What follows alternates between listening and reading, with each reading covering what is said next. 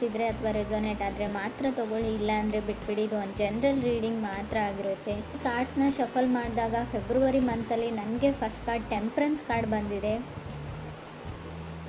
Temperance card ಬಂದಿರೋದ್ರಿಂದ so ನೀವು ಏನೋ ಟ್ರೈ ಮಾಡ್ತಾ ಇದ್ದೀರಾ, ಸೊ ಯಾರನ್ನಾದ್ರೂ ಕೇರ್ ಮಾಡ್ತಾ ಇದ್ದೀರಾ ಅಥವಾ ನಿಮ್ಮನ್ನು ಯಾರಾದರೂ ಲವ್ ಆ್ಯಂಡ್ ಟೇಕ್ ಕೇರ್ ಮಾಡ್ತಾ ಇದ್ದಾರೆ. ಸೊ ಸೆಂಟರ್ ಇದ್ದೀರಾ, ಗ್ರೌಂಡೆಡ್ ಇದ್ದೀರಾ ಅಂತ ಹೇಳ್ಬೋದು ಸದ್ಯಕ್ಕೆ. ಬಟ್ ಬಿಗ್ಗರ್ ಆ್ಯಂಡ್ ಬ್ರೈಟರ್ ಫ್ಯೂಚರ್ನ ಕೂಡ ಇಂಡಿಕೇಟ್ ಮಾಡುತ್ತೆ ಟೆಂಪ್ರೆನ್ಸ್ ಕಾರ್ಡ್.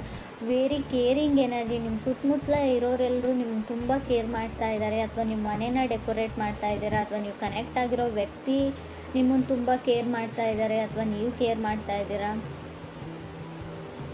ಸೊ ತುಂಬ ಡ್ರೀಮ್ಸ್ ಇದೆ, ತುಂಬ ಕನಸುಗಳನ್ನ ಕಟ್ಕೊಳ್ತಾ ಇದ್ದೀರಾ. ನೀವು ಮೀನ ಅಥವಾ ಕಟಕ್ ರಾಶಿಯವ್ರ ಜೊತೆ ಕನೆಕ್ಟ್ ಆಗಿರ್ಬೋದು. ಟೆಂಪ್ರೆನ್ಸ್ ಕಾರ್ಡ್ ಬಂದಿರೋದ್ರಿಂದ ಹೇಳೋದಾದರೆ ಮೀನ ಅಥವಾ ಕಟಕ್ ರಾಶಿ, ನೀವು ಯಾವುದೇ ರಾಶಿಯವ್ರ ಜೊತೆ ಕೂಡ ನಾರ್ಮಲಿ ಕನೆಕ್ಟ್ ಆಗಿರಬಹುದು. ಸೆಕೆಂಡ್ ಕಾರ್ಡ್ ನನಗೆ ಏಸ್ ಆಫ್ ಕಪ್ಸ್ ಬಂದಿದೆ. ಏಸ್ ಆಫ್ ಕಪ್ಸ್ ಬಂದಿರೋದ್ರಿಂದ ಡೂ ಓವರ್ ಅಗೇನ್ ಅಂತ ಹೇಳುತ್ತೆ. ಮಾಡಿರೋ ಕೆಲಸನೇ ಮತ್ತೆ ಮಾಡಬೇಕಾಗುತ್ತೆ, ಅದು ಯಾವುದೇ ವಿಷಯದಲ್ಲಿ ಆಗಿರ್ಬೋದು. ಸೊ ಫೀಲ್ ಗುಡ್ ಎನರ್ಜಿ ಇದೆ ಅಂತ ಹೇಳ್ಬೋದು. ಒಂದು ಸಮೃದ್ಧತೆ ಅಂತ ಕರಿತೀವಿ ನಾವು, ಏನೋ ಒಂದು ನೆಮ್ಮದಿ, ಫೀಲ್ ಗುಡ್ ಎನರ್ಜಿ ನಿಮ್ಮ ಮುಖದಲ್ಲಿದೆಯೋ ಅಥವಾ ನಿಮ್ಮ ಪಾರ್ಟ್ನರ್ ಮುಖದಲ್ಲಿದೆಯೋ. ತುಂಬ ಹೊಸ ವ್ಯಕ್ತಿಗಳ ಪರಿಚಯ ಆಗಿದೆ ಇತ್ತೀಚೆಗೆ, ಹೊಸ ಜಾಗದಲ್ಲಿ ಇರಬಹುದು ನೀವು. ಏಸ್ ಆಫ್ ಕಪ್ಸ್ ಇರೋದ್ರಿಂದ ಏಸಸ್ ಯಾವಾಗಲೂ ನ್ಯೂ ಸ್ಟಾರ್ಟ್ನ ರೀಪ್ರೆಸೆಂಟ್ ಮಾಡುತ್ತೆ. ಸೊ ನಿಮ್ಗೆ ಯಾರಾದರೂ ಲವ್ಡ್ ಒನ್ಸ್, ನಿಮ್ಗೆ ಇಷ್ಟ ಆಗಿರೋ ವ್ಯಕ್ತಿ ಸೊ ಮೆಸೇಜ್ ಮಾಡ್ಬೋದು, ನೀವು ಯಾರಿಗಾದ್ರೂ ಮೆಸೇಜ್ ಮಾಡ್ಬೋದು. ಕಮ್ಯುನಿಕೇಷನ್ ಇದೆ ಅಂತ ಸೆಕೆಂಡ್ ಕಾರ್ಡ್ ಹೇಳುತ್ತೆ. ತುಂಬ ಲವೇಬಲ್ ಮೆಸೇಜಸ್ ಪಾಸ್ ಆಗ್ತಾ ಇದೆ ಅಂತ ಕೂಡ ಹೇಳ್ಬೋದು. ಥರ್ಡ್ ಕಾರ್ಡ್ ನನಗೆ ಟೂ ಆಫ್ ಸಾರ್ಡ್ಸ್ ಬಂದಿದೆ. ಸೊ ಯಾರೋ trying to become a patience ಅಂತ ಟ್ರೈ ಮಾಡ್ತಾ ಇದ್ದಾರೆ. ಸೊ ಹೇಗೆ ತಾಳ್ಮೆಯಿಂದ ನಡ್ಕೊಳ್ಬೇಕು ಅಂತ ಕಲಿತಾ ಇದ್ದಾರೆ. ಸೊ ಕಂಟ್ರೋಲಿಂಗ್ ಎನರ್ಜಿ ಇದೆ ಅಂತ ಹೇಳ್ಬೋದು. ನೀವು ಅಥವಾ ನೀವು ಕನೆಕ್ಟ್ ಆಗಿರೋ ವ್ಯಕ್ತಿ, ಅದರ್ ಪರ್ಸನ್ ಕೂಡ ಇದಾಗಿರ್ಬೋದು. ಮುಂಚೆ ಎಲ್ಲದಕ್ಕೂ ಸಿಟ್ಟು ಮಾಡ್ಕೊಳ್ತಿರೋ ವ್ಯಕ್ತಿ, ಕೋಪ ಮಾಡ್ಕೊಳ್ತಿರೋ ವ್ಯಕ್ತಿ ನಿಮ್ಮ ಜೊತೆ ಕನೆಕ್ಟ್ ಆದಮೇಲೆ ಸ್ವಲ್ಪ ತಾಳ್ಮೆನ ಕಲಿತಾ ಇದ್ದಾರೆ, ಸ್ವಲ್ಪ ಕಾಮ್ ಆಗಿರೋದಕ್ಕೆ ಟ್ರೈ ಮಾಡ್ತಾ ಇದ್ದಾರೆ ಅಂತ ಹೇಳ್ಬೋದು. ಫೋರ್ತ್ ಕಾರ್ಡ್ ನನಗೆ ಫೋರ್ ಆಫ್ ಸಾರ್ಡ್ಸ್ ಬಂದಿದೆ. ಯಾರಿಗೂ ಭಯ ಇದೆ, ಫಿಯರ್ ಇದೆ, ಸ್ವಲ್ಪ ಭಯ ಆಗುತ್ತೆ. ಓವರ್ ಥಿಂಕಿಂಗು, ಪದೇ ಪದೇ ನಡೆದೋಗಿರೋ ಘಟನೆ ಬಗ್ಗೆ ತುಂಬ ಅತಿಯಾಗಿ ಯೋಚನೆ ಮಾಡ್ತಾರೆ ಅಂತ ಹೇಳ್ಬೋದು. ಈ ಥರ ಕ್ಯಾರೆಕ್ಟರ್ ನಿಮ್ದಿದೆಯೋ ಅಥವಾ ಅದರ್ ಪರ್ಸನ್ಸ್ ಇದೆಯೋ. ಬಟ್ ಏಟ್ ಆಫ್ ಸಾರ್ಡ್ಸ್ ಕೆಲವೊಮ್ಮೆ ಚೇಂಜ್ ಆಗಿರೋ ವ್ಯಕ್ತಿನ ರೀಪ್ರೆಸೆಂಟ್ ಮಾಡುತ್ತೆ. ಇತ್ತೀಚೆಗೆ ನೀವು ತುಂಬ ಚೇಂಜ್ ಆಗಿದ್ದೀರೋ ಅಥವಾ ನೀವು ಕನೆಕ್ಟ್ ಆಗಿರೋ ವ್ಯಕ್ತಿ ಚೇಂಜ್ ಆಗಿದ್ದಾರೋ ಅಥವಾ ಕನೆಕ್ಟ್ ಆಗಬೇಕು ಅಂದ್ಕೊಂಡಿರೋ ವ್ಯಕ್ತಿ.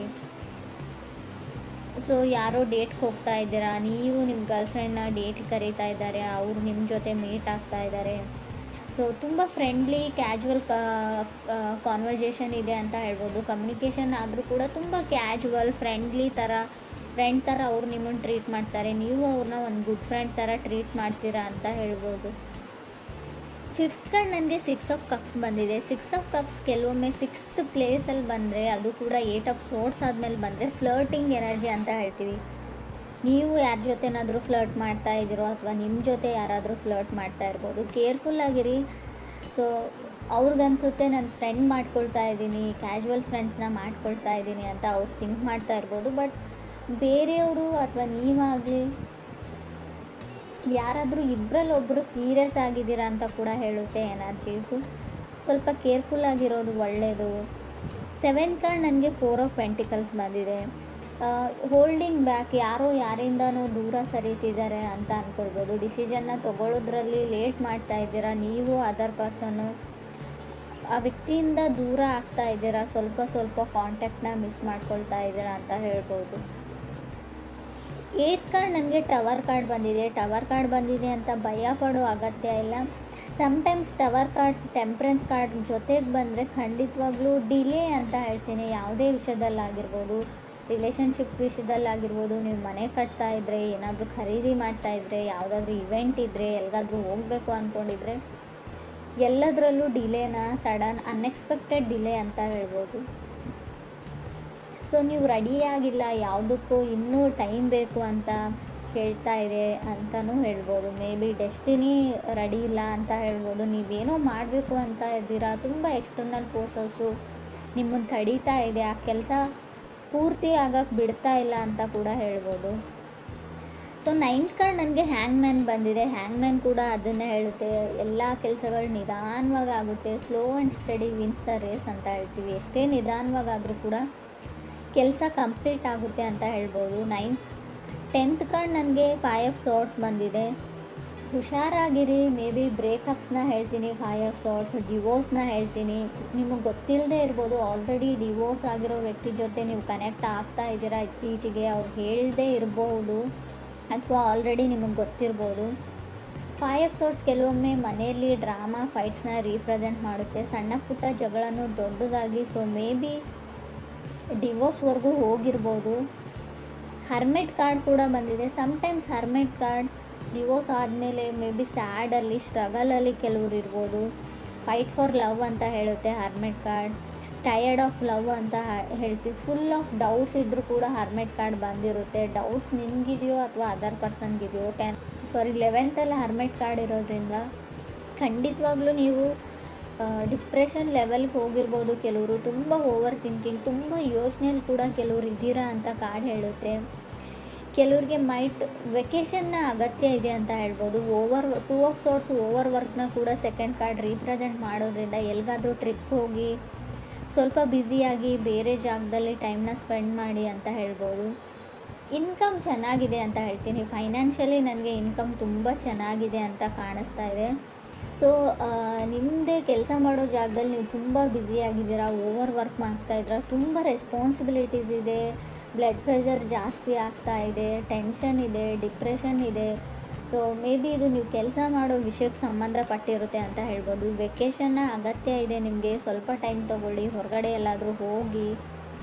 ಸೊ ಕೆಲವ್ರು ರೆಡಿಯಾಗಿದ್ದೀರಾ, ಕೆಲವ್ರದ್ದು ಮದುವೆ ಕೂಡ ಫಿಕ್ಸ್ ಆಗಿದೆ ಅಂತ ಅಂದ್ಕೊಳ್ತೀನಿ ನಾನು. ಏಸ್ ಆಫ್ ಕಪ್ಸ್ ಇರೋದ್ರಿಂದ ಆಲ್ರೆಡಿ ಮದುವೆ ತುಂಬ ರೀಸೆಂಟಾಗಿ ಮದುವೆ ಆಗಿರ್ಬೋದು. 15 ಡೇಸ್ 1 ಮಂತಲ್ಲಿ ಕೆಲವ್ರು ಮದುವೆ ಇರ್ಬೋದು ಮುಂದೆ, ಅಥವಾ ಆಲ್ರೆಡಿ ಮದುವೆ ಆಗಿರಬಹುದು ಅಂತ ಹೇಳ್ತಾ ಇದೆ. ಮೇ ಬಿ ಇದು 1.5 ಡೇದು ಕೂಡ ನಾನು ಕೌಂಟ್ ಮಾಡ್ತೀನಿ. 2 ಡೇಸ್ ಆಯಿತು, 1 ಡೇಸ್ ಆಯಿತು, ಗೊತ್ತಿಲ್ಲ ನನಗೆ. ನಾನು ರೀಡಿಂಗ್ ನೋಡುವಾಗ ಇದು ನಿಮ್ಗೆ ಅನ್ವಯಿಸುತ್ತೆ ಅಂತ ಅಂದ್ಕೊಳ್ತೀನಿ.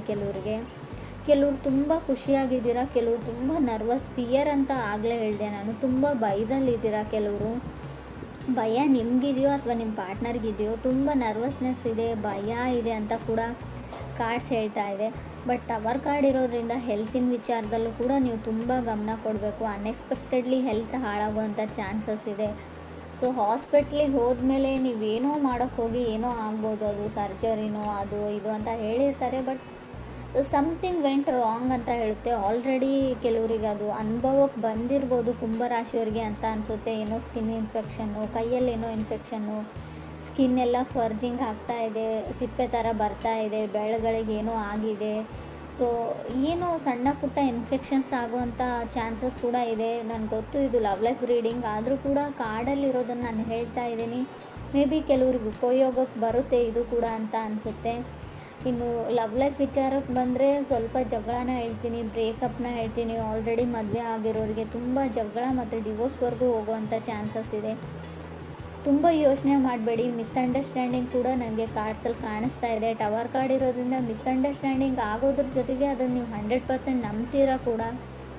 ಸೊ ಗಮನ ಕೊಡಿ. ಯಾವುದೇ ವಿಚಾರ ಇರಲಿ ತುಂಬ ಸರ್ತಿ ಯೋಚನೆ ಮಾಡಿ ಡಿಸೈಡ್ ಮಾಡಿ. ಯಾವುದನ್ನು ಟವರ್ ಕಾರ್ಡ್ ಅಂದರೆ ಸಡನ್ ಡಿಸಿಷನ್ ತೊಗೊಳ್ಬೇಕು ಅಂತ ಅನಿಸುತ್ತೆ. ಸೊ ಕೋಪದಲ್ಲಿ ಕೊಯ್ಕೊಂಡಿರೋ ಮೂಗು, ಸೊ ನೀವು ಸಮಾಧಾನ ಆದಮೇಲೆ ಖಂಡಿತ ಬರಲ್ಲ. ಈ ವಿಚಾರದ ಬಗ್ಗೆ ಕೂಡ ನೀವು ತುಂಬಾ ಯೋಚನೆ ಮಾಡಬೇಕು. ಕೆಲವ್ರಿಗೆ ನನಗನ್ಸುತ್ತೆ ಹ್ಯಾಂಗ್ಮ್ಯಾನ್ ಇರೋದ್ರಿಂದ ನಿಮಗೆ ಡಿಲೇ ಮಾಡೋಕ್ಕಿಷ್ಟ, ನೀವೇ ಯಾವುದನ್ನು ತುಂಬ ಎಳಿತಾ ಇದ್ದೀರಾ, ಯಾರಿಗೂ ತುಂಬ ಕಾಡಿಸ್ತಾ ಇದ್ದೀರಾ ಅಂತ ಕೂಡ, ನೋ ಹೇಳ್ತಾ ಇದ್ದೀರಿ ಅಂತ ಕೂಡ ಕಾರ್ಡ್ ಹೇಳುತ್ತೆ.